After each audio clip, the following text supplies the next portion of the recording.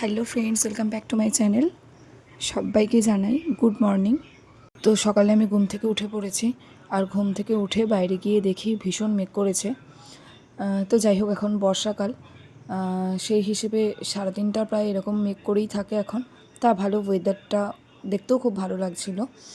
দিয়ে আমি বসে গিয়েছিলাম পড়তে, কারণ সম্ভবত আগস্টের ফার্স্ট উইকে আমার বিএড এক্সাম। তো যাই হোক, এখানে আমি কিছুক্ষণ পড়াশোনা করে নিয়েছিলাম, আর পড়তে পড়তেই দেখি বাইরে ঝিমঝিম করে বৃষ্টি নেমেছে। বাইরে বৃষ্টি, ঘরে পড়াশোনা, একটা আলাদাই কম্বিনেশন। তো যাই হোক, বাইরের বৃষ্টি উপভোগ করতে করতে আমি বেশ কিছুক্ষণ পড়াশোনা করে নিয়েছিলাম। তারপর স্নান করে নিয়ে লাঞ্চ করার পর আমি দুপুরে একটু রেস্ট নিয়ে দেন গিয়েছিলাম নাচের স্কুল। তো সেখানে গিয়ে কিছুটা প্র্যাকটিস করে গল্পগুজব করে এসেছিলাম বাড়ি। নাচের স্কুল গেলে মনটা খুব ফ্রেশ হয়ে যায়, কারণ ওখানে সবার সাথে নাচ করার পাশাপাশি গল্পগুজবও করা হয়। তো যাই হোক, নাচ টাচ করে বাড়ি ফেরার পর এসে দেখি মা করছে বিরিয়ানির প্রিপারেশন।